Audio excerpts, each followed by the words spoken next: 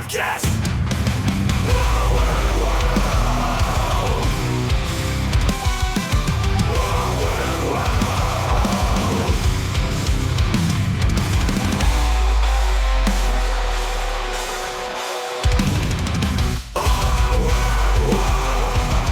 Welcome to Our Weird World. I'm host John Henson, and today it is the final episode of season 6, wrapping up 6 years of the show, 313 episodes.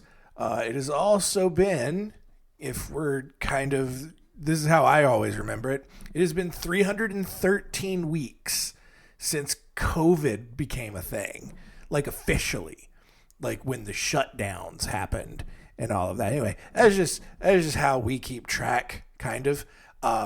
But also, kind of doing the late night version, recording here. The Finn is in bed. The wife is out gallivanting around the town with the baby, and I got the vibes. I got vibes in here. I've got so many LED strips in my office now. It's great. I've got two in a corner. Two corners got one. I got my lamp. That's just a different color. I've got a strip underneath my desk. There's just nice red lighting. It's pretty sick. And then I've got like a shelf, like a cube shelf behind me that's got lights on. And it's great. It is.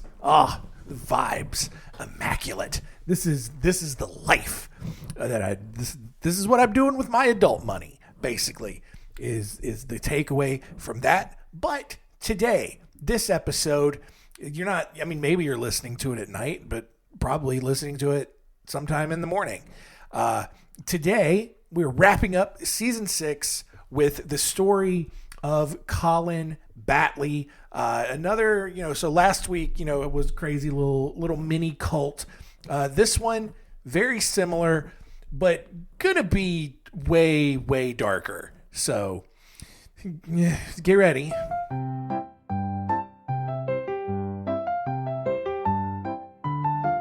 Story time. Story time.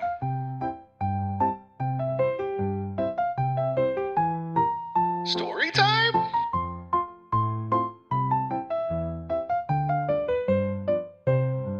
Story time. Colin Batley was born in a war-torn neighborhood of London in 1962. His father, as you should expect of a father in these kinds of episodes, sexually abused Batley, which caused him to in turn, sexually abuse younger children on several occasions. It reminds me a lot of like Fred West, which, God, how far back did we cover him? Episode 48. But kind of the same thing, like British dude grew up just incest all the time, and he kind of thought it was just normal. Like, that's just how everybody bangs their sister, right? And so, like, Colin, kind of the same way. Like, he grew up, his dad was molesting him, and he just thought, oh man, just everybody plays with everyone's wieners, even if they scream and say no. Like, that's part of the game, right? Anyway, well, it's not how it works. But when he was 19, he met and married Elaine Robinson and then had a son named Damien. He then began working odd jobs to provide for his new family, and then spent the rest of his free time breeding Rottweilers and Siamese cats. Got to keep those two separated, right? Rottweilers, typically, next to pit bulls, very aggressive. A lot of them are also sweet. It just kind of depends on how you raise them. But Siamese cats, very cute. Love them. All right. But you probably can't have them in the same room together because dogs probably go tapping into that aggression and go and murder the cats. In the 1980s, Batley became obsessed with occultist Aleister Crowley and his Book of the Law that he had written.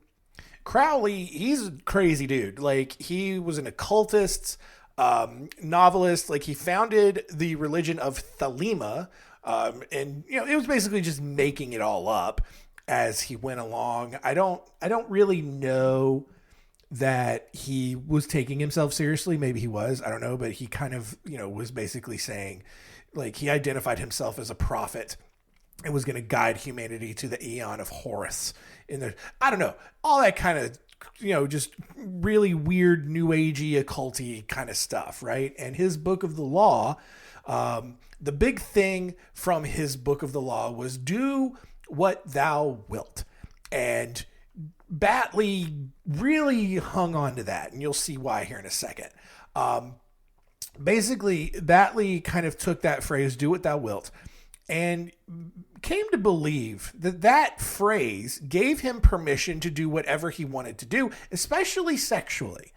And and listen, that's fine. Stick your wiener wherever you want to stick it, as long as the receiving apparatus, albeit living or non-living, is okay with it. I think that's kind of a big thing that Batley ended up missing out of Crowley's teachings, at least, right?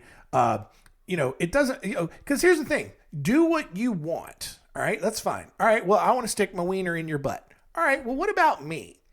I don't want that. So, we're both doing what we want. I want to run away from you and not let you stick your wiener in my butt. We're at an impasse here. So how do we resolve this? And I don't know that Crowley or Batley really ever went deeper than that.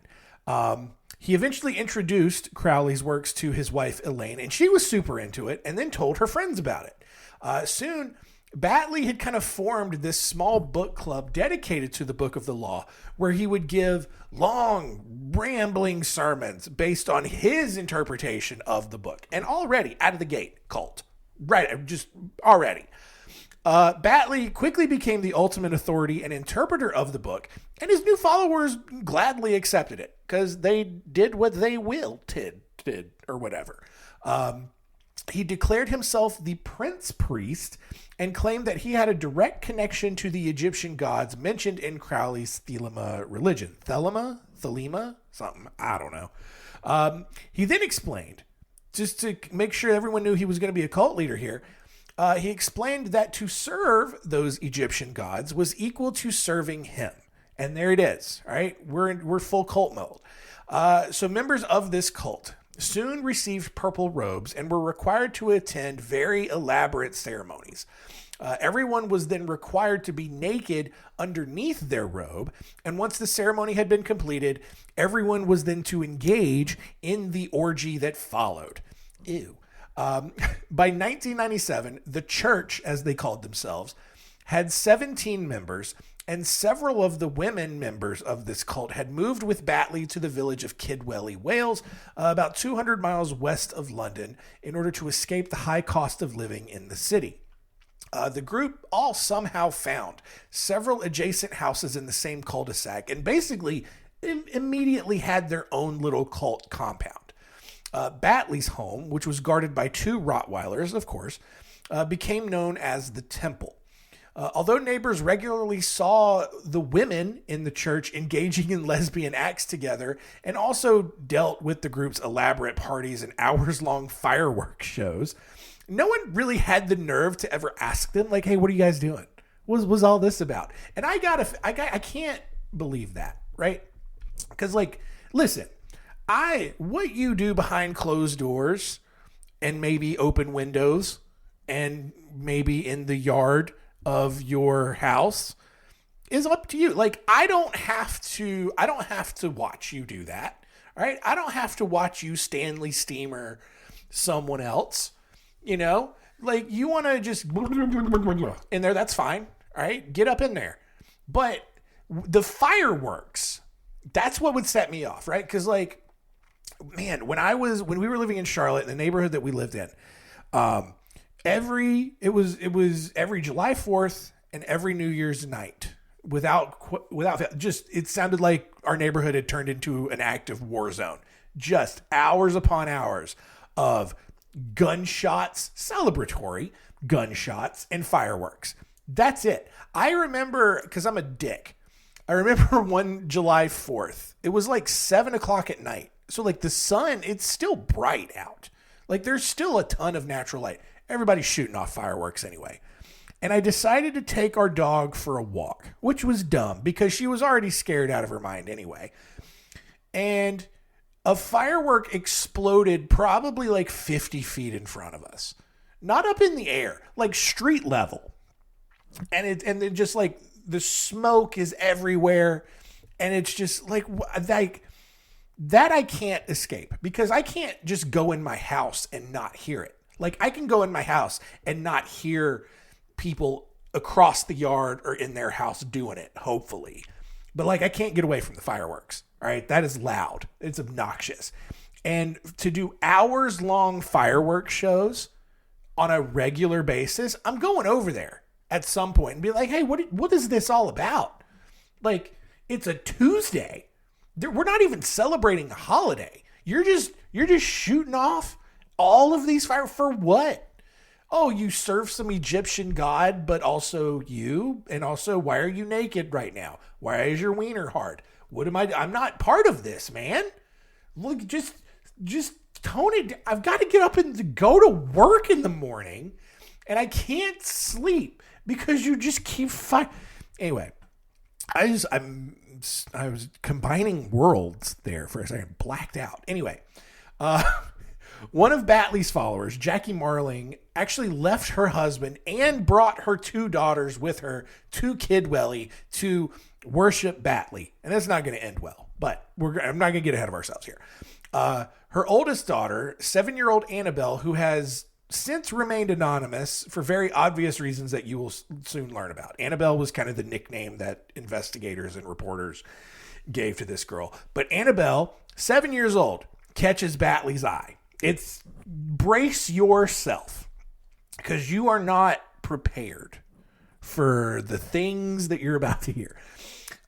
One night, Jackie woke Annabelle up and took her downstairs.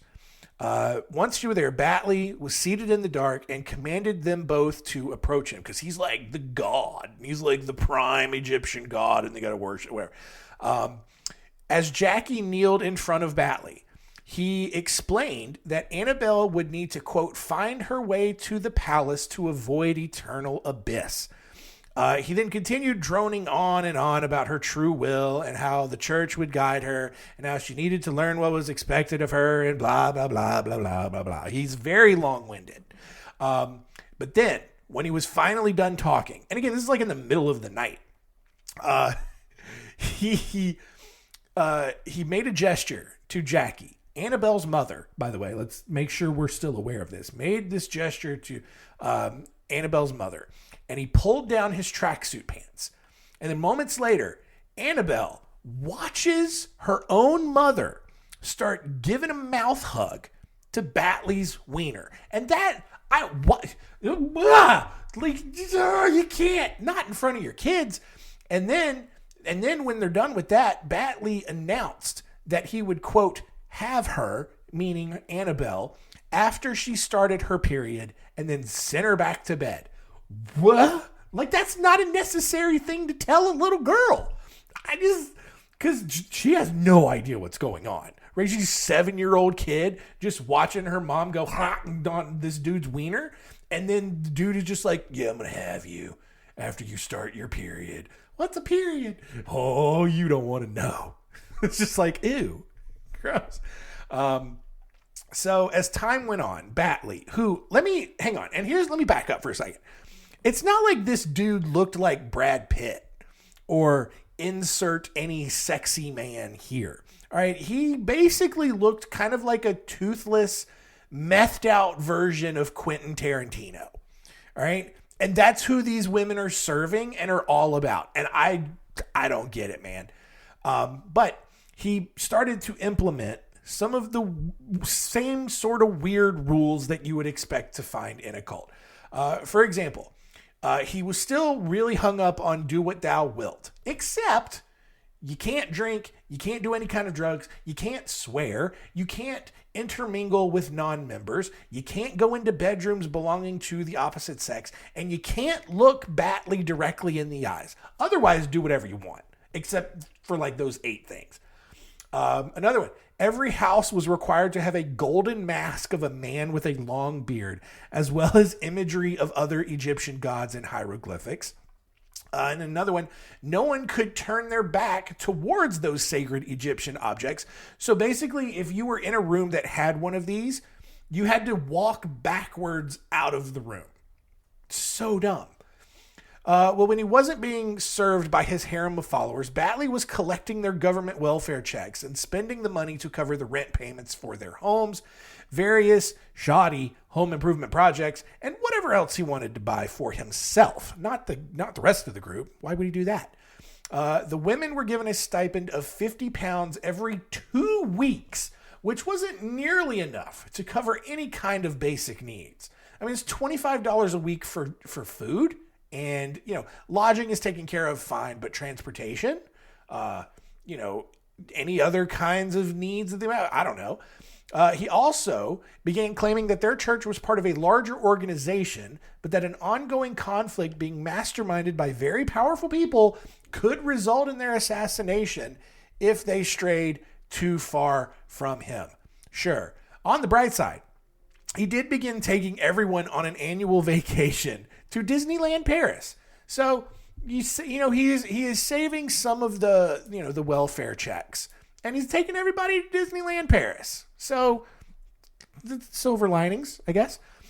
In 2001, after Batley had served some time in jail for, quote, a string of perverted sex attacks. That's all we know. Just a string of perverted sex attacks. I don't know if he was going out and trying to recruit new followers by just jamming some fingers wherever they might go. I don't know. But he served some time in jail for those. And then he came back. And at that point, Annabelle, she's 11, and her quote-unquote tests began. After playing outside in the summer heat one day, Annabelle went back to her room to rest. And a few minutes later, Batley entered, droned on about some silly Egyptian nonsense, and then he raped her. And let's focus on something else for just a second. Let's not focus on the rape of an 11-year-old girl. Let's think about for a second just how unhygienic preteens typically are. This girl's been playing outside in the heat. I mean, it's Wales in the summer. So how hot could it be? 75. But she's been playing out there all day. All right. Teenagers, preteens, they sweat. All right. She's probably got some must. She's musty. All right. But she's sweaty, musty, just that kind of, not stinky, but just that pungent kind of wafting odor that kind of just pops you in the face when you get around a teenager or someone that age who hasn't taken a bath in a long enough time or just got done sweating a lot. But Batley, he's all about it. And he gets up in there and after doing this, he began claiming that the gods were pleased with Annabelle and that she was, quote, one of the protected ones. And then he continued these tests by raping Annabelle some more over the next 8 weeks before finally declaring that she was fulfilling her path to becoming a goddess. Sure.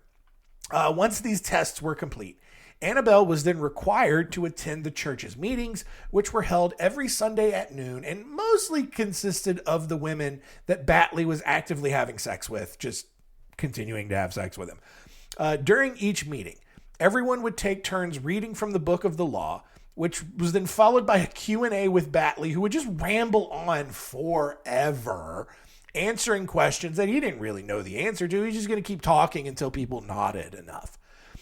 Despite preaching that everyone was equal, he also insisted that he was in charge and that everyone was ranked. So, I don't know.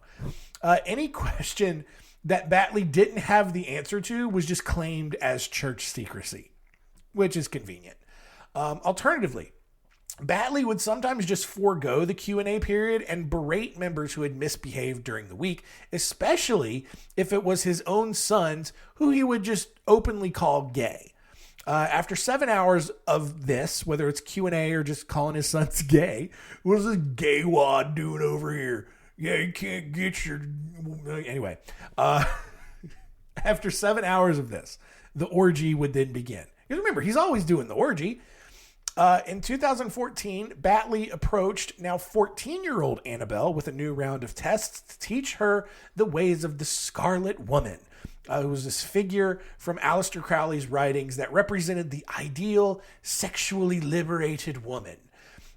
This woman's role was to manifest the energies of the Aeon of Horus, which was one of the Egyptian gods or something. Anyway, later that night, he told Annabelle and her mother Jackie that they would be completing, quote, the 3 ordeals. And oh boy, buckle the F up. Minutes later, they've started these. Jackie, she's back to her mouth hugs on Batley. But this time, Batley told Annabelle to then join in. And from there, Batley began having threesomes with Jackie and Annabelle, who were mother and daughter, in case you forgot. Oh, it's going to get so much worse. It's about to get so much worse. After 2 months of threesomes with mom and daughter, Batley informed Jackie that Annabelle was just a little too uptight. You think? You think maybe a daughter not really cool with her naked mom, like right next to her, doing all the stuff and watching her get stuff done to her and her watching stuff. Anyway, so guess what? To solve that problem, to make her relax a little bit, not drug her, which God, that would have been so much better. And it's still terrible, right? Still a terrible thing to do, but such a better alternative than what she ended up doing, which was perform oral sex on her right before Batley would come over and have sex with them both. No, it's not okay. It's just not. Oh man. Anyway, I do hope that like there's just like some dude out there listening who's like, yeah, it's kind of hot. I get it. I'd watch that porn. It's just like, Anyway, a few months later, guess what? Batley got Jackie pregnant. He then began sending his original wife Elaine and their daughter Hope away for the weekend so that Batley could have sex with the other women and their daughters, which is crazy. It's crazy that Elaine is just like cool with this. But then, which I'm also very surprised that like Batley did not start banging his own daughter, because that happens. We've covered cults and will cover cults where that happens, but he wasn't into it. He was too busy banging other moms and their daughters, and then having the daughters and their moms get it on together. I don't know. It's weird. But he started sending them away so that Batley could just, more or less guilt-free start banging all the other women in the cult. He also began requiring all the women to wear short skirts and elaborate Egyptian-style makeup when they were away. Not necessarily when they were at the compound, but like if they had to go to the grocery store, it's like do all the little winged eyeliner. That's all I know about Egyptian makeup, honestly, and that's maybe from movies and is not entirely accurate. But do all the fancy Egyptian-style makeup and also mini skirt, because that's connected in some way. By October 2005, Jackie had given birth to a son named Amos, which meant son of God, and not a subtle reference at all to Batley. She then pawned off Amos to Annabelle to raise. Even worse, Batley now realized that the group wasn't really making enough money to sustain themselves and began sending people off to a brothel 2 hours away in Bristol to work. Even worser than that, Batley commanded Annabelle to have sex with a boy named Pete, who was a cognitively disabled boy the same age as her. Even worstest of all, Jackie walked in with a video camera and recorded it. So now you got Pete. Oh, sweet Pete. He just over there like, hi, you guys. And then Batley's like, hey, man, come on. Give Pete's little Petey some attention. And then Jackie's like, yeah, let me get the camera out. Let me film this. This is going to be sweet. Little Petey's going to lose his mind. What a cute little fella. And Petey's just over there like, yeah! God, poor Annabelle. Like, that's, like, I laugh because it's so horrifying, not because I'm finding joy in it, but because that's how my brain needs to respond to this to not get horrified and depressed. In 2007, at age 17, Annabelle finally tried to commit suicide. I say finally because, like, God, why? I would have tried, like, right after I saw my mom blowing this dude. Like, that's not an image I want in my brain for the rest of my life. I got to kill myself. Anyway, she tried to commit suicide by overdosing on Tylenol, but just fell asleep. A couple of months later, she then discovered that she was pregnant with Pete's baby. Because, of course, Pete has no pullout game. He's just sitting there like, Gah! Just, Anyway, when Annabelle told Batley that she was pregnant, he was clearly surprised by this. But he tried to cover it up by saying that the gods had already told him about it. However, Annabelle, she picked up on this, and she soon realized that maybe, perhaps, possibly, that Batley had been lying about the gods the entire time. Even worse, when she told him that she was pregnant, Batley actually began having sex with her more and more, claiming that he was, quote, getting energy from the baby. Ew. No. That's weird. All right? I think it's weird. When Annabelle then learned that she was going to have a daughter, she tried killing herself again by slitting her wrists, but quickly got scared and bandaged herself back up. And again, I get it because she knows what this kid's future is going to be, for sure, right? And she's also, and not just that she thinks this kid's going to get raped by Batley, but now she's probably going to think that she's going to be like, you know, in this weird kind of like human centipede of 3 generations where like her mom is going to be blah, blah, blah, blah, and then she's going to have to blah, blah, blah, her baby daughter probably. Like that's what I would think if I'm in that situation. So of course I'm going to try to kill myself again. She's just bad at doing it. She just can't quite get over the edge. Here's the thing though. Once she tried killing herself again, she also found it very curious that Batley had no idea that she was trying to kill herself. And this is what made her wholly convinced that the gods weren't actually telling him anything. And that's fine. Like it's the right answer. I don't love that, you know, she didn't really show all of her work and like get there. Cause it's also like, obviously there's no gods. There's no Egyptian gods telling Batley anything. Duh. But also like you could also maybe reason with yourself that why would the gods want to give Batley the bad news that one of his followers is trying to kill herself? You know, maybe they don't need to tell him everything. Maybe some of the gods, because here's how it could have gone. Maybe some of the gods are on Annabelle's side, and maybe they want her. Maybe because Batley was right. Maybe she is a goddess, and I don't know. But no, she didn't take that route, and that's good. So she now doesn't think that Batley is legit. He never was. I don't know why you would think that to begin with. He's methed out Quentin Tarantino. But she's figuring it out. So now she's laying the seeds to try to get away. On February 1st, 2008, Annabelle then found that Batley's first son, Damien, had accidentally killed himself during autoerotic asphyxiation. Classic. Fitting way to go out. Batley claimed that it had been the will of the gods for Damien to die and was weirdly not upset at all about it. He's probably proud of him, honestly. Like, if you're a massive sex pervert, that's probably how you would want your kids to kill themselves, I'm guessing. A week later, Annabelle gave birth to Emily. Not really, but that's the name that they gave her. Batley immediately prohibited her from breastfeeding and then also took the 500-pound benefit provided by the government that was meant to purchase baby supplies. 2 weeks later, Batley resumed his raping of Annabelle, anally this time, because, you know, she's probably still trying to heal. You know, and they tell you like 6 to 8 weeks, nothing in and out after you have a baby. That's, you know, he's being respectful, so he's getting up in them butts.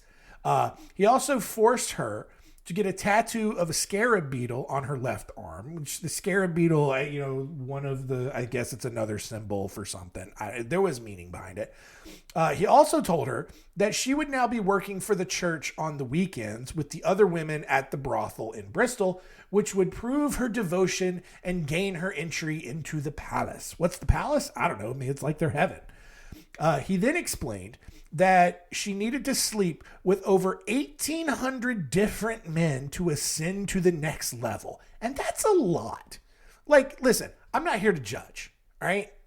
And I'm not one of those people who think like, oh man, she gets run through and it's probably like throwing a hot dog down a hallway. Like, no, like I get like your stuff is kind of elasticy. It bounces back. Like I get it. Like I'm not so insecure and misogynistic that I would actually think the opposite, but it's fine, but whatever. But 1,800 feels like a lot. It feels like there's a lot that can go wrong there.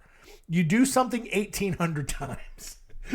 A couple of those times aren't going to go well. It's just stats. But meanwhile, Batley then began using all of the money that the women made prostituting themselves to make more home improvements, to buy his daughter a new car, and to fund the church headquarters in a small town in France whose location was governed under church secrecy. So he's just kind of like building himself a vacation home somewhere in France and not telling anyone where it is because the church is church secret. Back at the brothel, Annabelle started taking some of her earnings and setting them aside because of course she was going to go do this. She was also shocked to find that her customers were a lot nicer to her than Batley was. In December of 2008, after a customer paid for a threesome with her and her mother, because of course, like I think Jackie's just like all about it, and that's gross.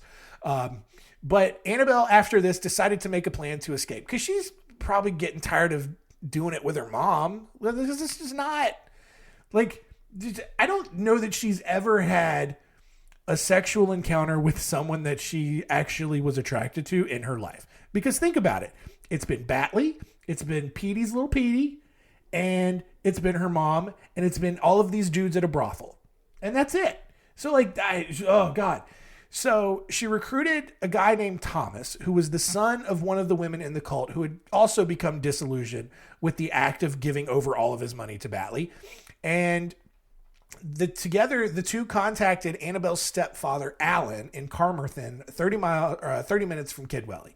Alan, hearing this, happily invited her and her daughter, Emily, to stay with them. On May 22nd, 2009, Annabelle and Emily sneaked out of the house and ran down the road to Alan's parked car. Thomas joined them 2 days later. But by September, she and Thomas had actually moved into their own space down the street from Alan and had also reunited with her grandparents, who she had not seen since she was 7 years old. A few weeks later, the two then moved to London, where Annabelle got a job at a warehouse. However, Thomas soon reconnected with Batley, who convinced him to return to the cult. And without Thomas's support, Annabelle couldn't afford the rent in London. So she moved in with her Aunt Kate and finally began talking about all of the abuse that she had experienced over the years. And it was like, it wasn't even that it was framed that way to begin with. Like, Aunt Kate, she just like, man, tell me about your life. Tell me about, everything's going on. And, how's my sister? I assume Jackie and Kate were the sisters here, but maybe not. But let's go. Let's just run with it, And it's like, yeah, Aunt Kate, I spend a lot of time licking my mom's nether regions and all kinds of, and Kate's probably like, excuse me, that's not normal whatsoever. And so over time, like, she gets all of the information out. She's hearing about like how she's been getting raped every which way by this dude since she was like 11 years old.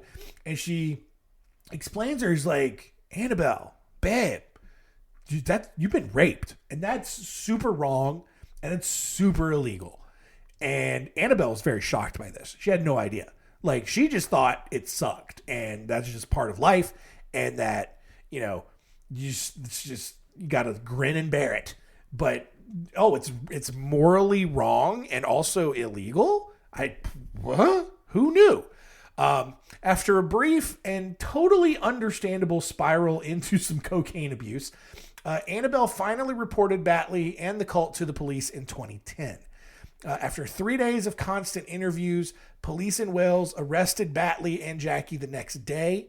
And then at the trial, 5 other victims testified about their experiences in the cult, saying they were, quote, shared like a sex toy among cult members, some of which had been going on at least 10 years before Annabelle's experience. Batley's defense lawyers tried to discredit Annabelle's testimony by pointing out that she had made bad grades in school and was therefore not smart enough to understand what rape was. And I understand, and I think I say this a lot, right? Like, I understand a defense attorney's job is to make sure that all of the processes are followed, that everything is done fairly, that like the punishment fits the crime, more or less. But like some of these defense lawyers who would then try to pull stuff like this and, you know, say like, oh, Your Honor, the plaintiff, she's just stupid. She didn't even make any A's in school. She didn't even know what rape is. Everybody knows you got to be a little smart to understand where you're getting raped, and she's just an idiot. So let's just wrap this up and go home.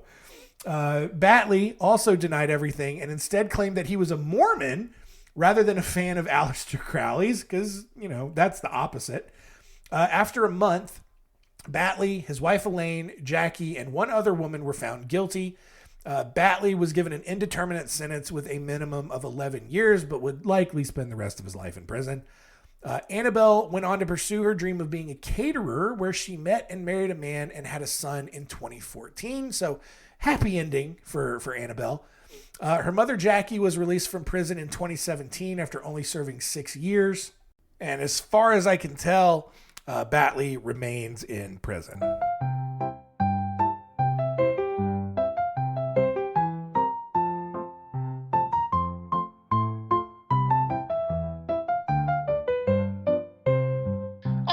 There you go. Colin Batley and the church in the books. And I don't want to recap. I don't want to remind you that this creep, this methed out Quentin Tarantino looking dork made a mother and daughter bang each other. And listen, Jackie sucks because she was all about it. And she didn't even bat an eye. She's just like, oh, you want me to blah, blah, blah, my daughter? Sure. Why don't I'll just get right in there. Don't have to tell me twice. I've always wanted to know what that thing tastes like. Gross. All right. Why would I want to remind you of that? Anyway, so let's see what we've got in store for season 7. I'm such a dick. Season 7 of this ridiculous little show. More weird fun bags. We're going to do a 2-part series on some famous curses from history. And a couple of them might be for real. All right. We'll get into it at that point, but it's, oh boy, some of them got some legs to them. Other ones, like some crazy stories that like you've definitely never heard. How about Branch Vinedresser and the Dominion of Melchizedek? Kevin Curtis, and like I think he was like an Elvis impersonator and somehow got caught up in like a ricin scandal with President Obama. Like, okay, Serial Killer September is going to come back. It's going to be 4 weeks of serial killer samplers. So 12 stories of serial killers crammed into that month. And then obviously our spooky themed October is going to be back. We're also going to look at Sada Abe, very funny Japanese serial killer. Or I don't even know if she was a serial killer. It's just a fun story. And then we'll have some more stories about Mormons, especially Lori Vallow and her dark demon zombies. Great time to be had there. So all kinds of fun stuff coming at you for the next 52 episodes for season 7. And that will do it this week. No, it won't. I got to tell you what we're going to start season 7 with next week. It is Kidnapped. We got 4 stories of some people who were kidnapped. Some of them are way worse than others. And, some of them are not great. We'll just leave it at that. But some are all right. Some ended up like, oh man, that's pretty cool how that happened. Anyway, it's beside the point. That's it though. Thank you for continuing to listen. Keep telling all your friends and keep it weird.